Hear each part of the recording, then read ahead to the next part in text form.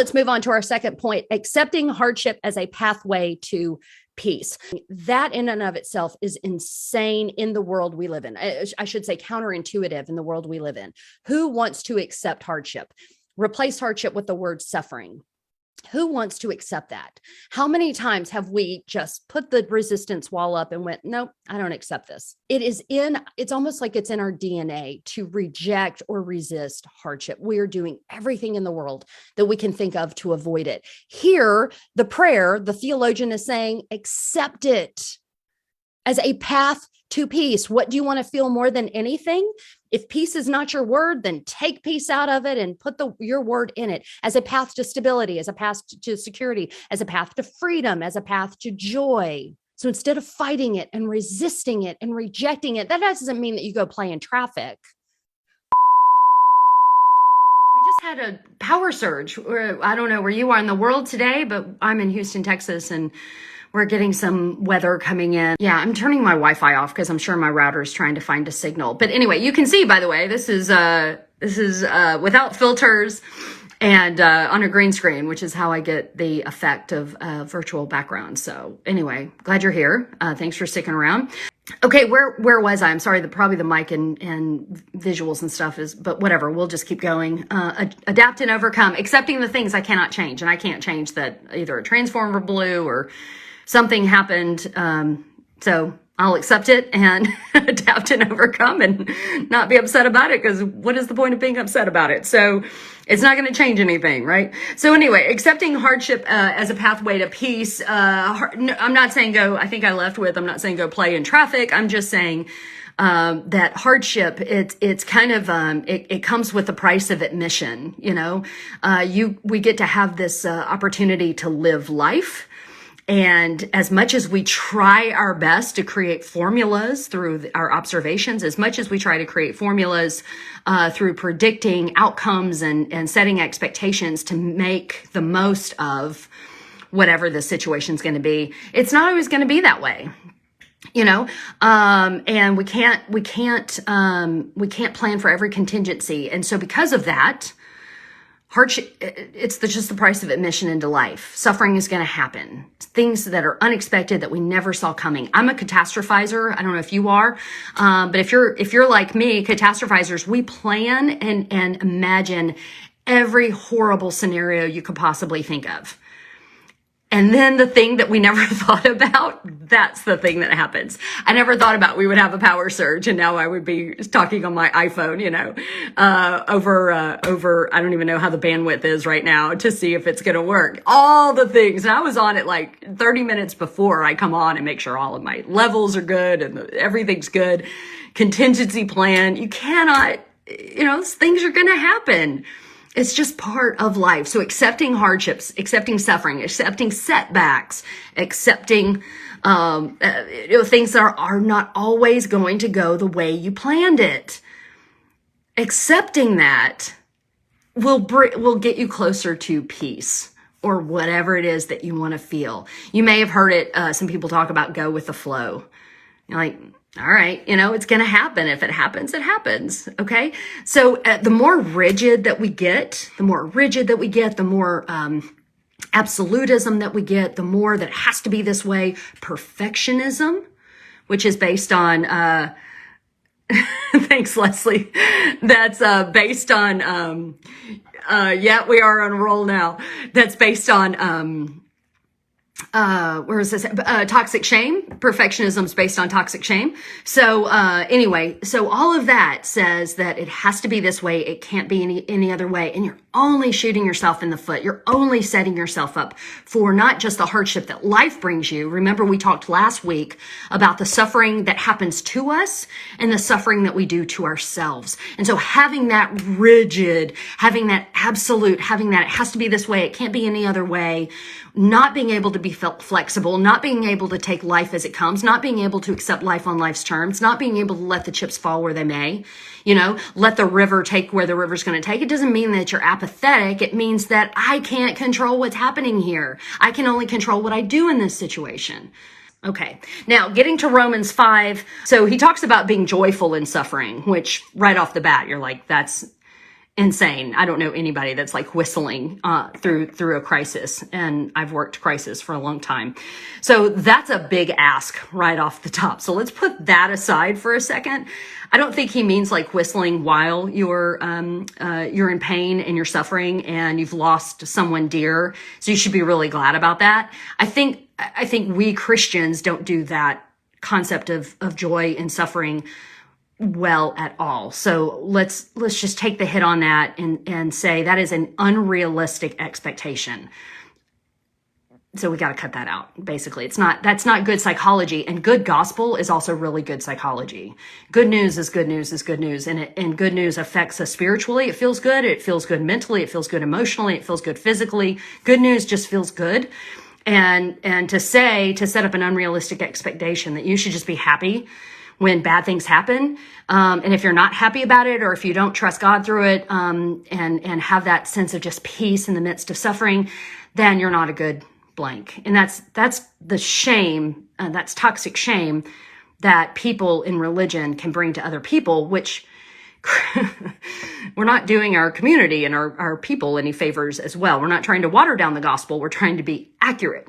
All right. So I don't think it means be happy when you're suffering. I think it means that going to the end of the verse about hope, that your suffering is not everlasting. Whether you want to throw in there, this too shall pass. No matter what you want to throw in there, okay? It's for now. I used to say this to people when I was working with them in crisis. This is for now. This is not forever. Hold on to that.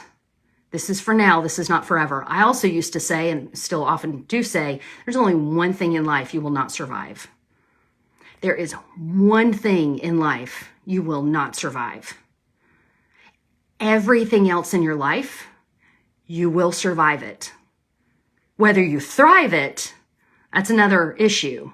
What you do about it, if it continues to cause you suffering, and the suffering that we do to ourselves, that's a different story, but you will survive it. There's only one thing in your life you will not survive. There's only one thing in your life that will end your life. And I know if you're like me, the catastrophizer, everything in life is like, okay, well, this one's it. This is the one thing. Oh, well, oh, look at that. I actually did survive that, And then another thing comes, you're like, nope, this is it. This is the one I won't survive. You finally kind of take a clue of like, all right, I'm surviving more than I'm not surviving. So maybe I'm being a little bit distorted in my thinking there. All right. So the joy is you get to determine whatever it is for you. For me, it is knowing the chances are pretty good. The statistics are pretty good that I'm going to survive this. It's going to pass. I'm not going to feel this way forever. I'm not going to feel this way forever. I'm not going to feel this way forever. Knowing that suffering produces perseverance, and perseverance is like resiliency, stamina, holding on just for today. Perseverance. I think one of the issues with, dare I say, these kids today, I want to do an entire series on these kids today because I'm crazy about them. They're just amazing, amazing, amazing people, and they get such bad raps. Trophy culture, this trophy kid today, you get a prize for just showing up. And then I was talking in a conference, and a young lady in her 20s, she said without missing a beat, she goes, who gave us the trophies? Yeah. We didn't ask for the trophies, by the way. We got a participation award or participation. We didn't ask for that. Guess who gave us the trophies? You did, adults. You gave us the trophies. Okay. What that means is, I think this is my theory, because we don't know as adults. We weren't taught how to handle disappointment, how to handle grief, how to handle setbacks.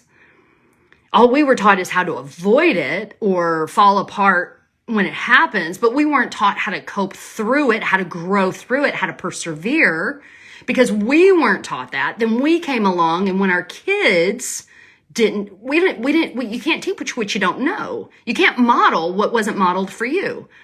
And so because I didn't know how to do this, and then my kid doesn't make first place or doesn't get the championship or doesn't get what they want, I don't know what to say to them. So here, have a trophy. I don't know what to tell you. Because no one told me what to tell. No one told me how to handle it. So I don't know how to teach it and model it for you.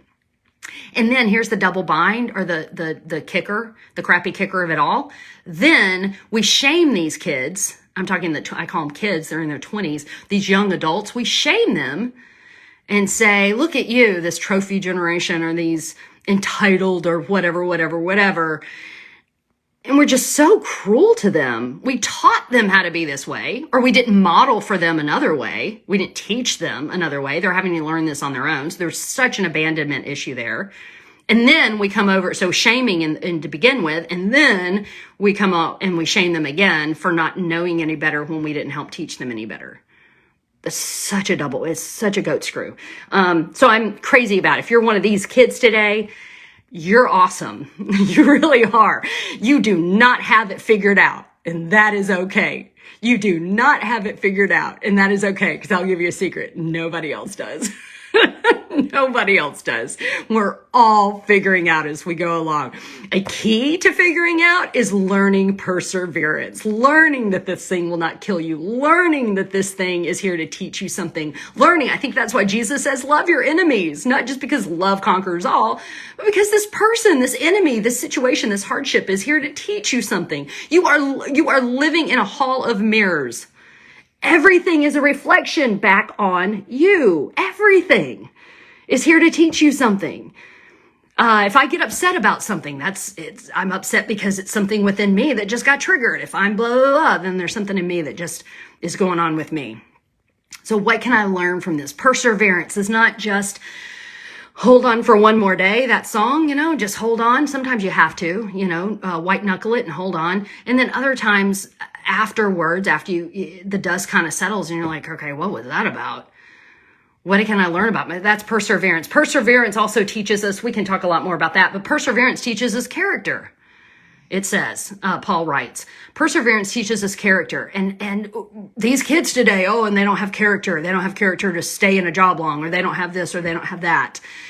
We didn't teach them to deal to how to handle and to persevere. How is this thank you, Tanya. How is this their fault? I'm not saying, got to give them a break or anything. No, let's teach them. Teach ourselves first. You can't teach what you don't know. So teach ourselves. How do we persevere? How do we move through hardship? Not hating it, not hating the people who are getting in our way, loving. Because this is teaching us and growing us in a way. This is helping us stretch. I did a presentation on Humpty Dumpty. For those of you U.S. courts know about that. And coming to terms with Humpty Dumpty, all the king's horses and all the king's men couldn't put Humpty Dumpty back together again. Because Humpty Dumpty didn't need to be back together again. Sometimes we need to fall. We need to break so that all the toxins, so that all the mess, so we can take a look at everything that is spilled out and determine what is it that I want to keep and shovel back in and duct tape myself up. What is it that I just need to let run like a river and not hold on to it? Some things we need to be busted wide open and let that run like a river. I don't need that anymore. That's perseverance. That's picking and choosing what part of my character do I want to grow. Hardship teaches us character. Hardship teaches us character. And for those that don't have hardship coming at you, some of you are like, yeah, thanks. I've got plenty of character. 2020, 2021, 2022. I'm good on character. I could use a break. That's fair. That is totally fair. All right. But other than that, for others of us, if we're not constantly challenged, what do you think this Facebook Live thing is? This is terrifying to go on Facebook Live. It's absolutely terrifying. But I'm pushing myself. What I'm saying is if we don't have enough hardship, if we don't have enough challenge, if we don't have enough, we will actually push ourselves into creating challenges so that it can show us what we're made of. Sometimes we prefer it better when it's controlled and we're the ones making the agreement to go, okay, I'm going to push myself in this. And other times life just pushes it on us as well. Produces character, and character produces hope. And I think the hope in this, at least for me psychologically, not from a New Testament studies, Greek kind of study, but from a psychological perspective, in this case to me, hope is I did that. I did that with God. I did that with my family. I did that with this community. I did that, but you get to look back and you're like, oh my God, wow, I thought I was going to die and I didn't. Or I thought it was going to be the end, or I thought da da da da. You know, I did a lot with couples. I do a lot with couples counseling and stuff, or I did. And watching couples move through the hardest hardships a couple can endure, and the strength of personal character and strength of the couple coming through that. Again, it's all theory until it's in practice, until it's applied. And applying in our relationships is where it's at. So applying that, sticking with it, talking through it, becoming vulnerable. This is hard stuff. This is persevering. So now you have hope. And the next thing comes along, you go, well, I survived that. And I think that's kind of the circular where the joy comes in, or the rejoice in our sufferings of going, okay, I didn't think I'd survive the last one. I did. I learned a lot. I feel this is the strength I feel. All right, let's go. What are we going to learn in this next time coming up? You know, and just keep building and growing and building and growing and building and growing. All right. That is acceptance. That is the power of acceptance. Accepting the things I cannot change, changing the things that I can, and accepting that I can't control everything that is heaped on me, all the setbacks, all the people who missed X, Y, and Z, and now my life is harder. Is it really? God, that could be a whole conversation in and of itself. It's their fault. Blame, blame, blame. It's their fault. I'm this way. Persevere and create some character around that. What can I do differently today so that I continue to feel what I want to feel? And in this situation, we're using the word peace, or Niebuhr's word serenity. So what is it you want to feel today? I'd love for you to drop that in the comment below. Thank you so much. Sorry for the why am I apologizing? Instead of saying sorry, I'll say I'm grateful for you. Thank you for coming back or watching it on the replay. It's just weather. It's just stuff I can't control. This is teaching me something, creating character and hope. So now that if we ever have a setback like this again, we can adjust and adapt and overcome. No big deal. Something that I learned today. That's really cool. I hope you learned something today too. Again, I'll reiterate like I started in the last video, I'll reiterate here again. If you like these videos, I know they're kind of long, but, there's some good stuff in it. You don't have to absorb it all at once. You can listen to it in little chunks along your day or whatever.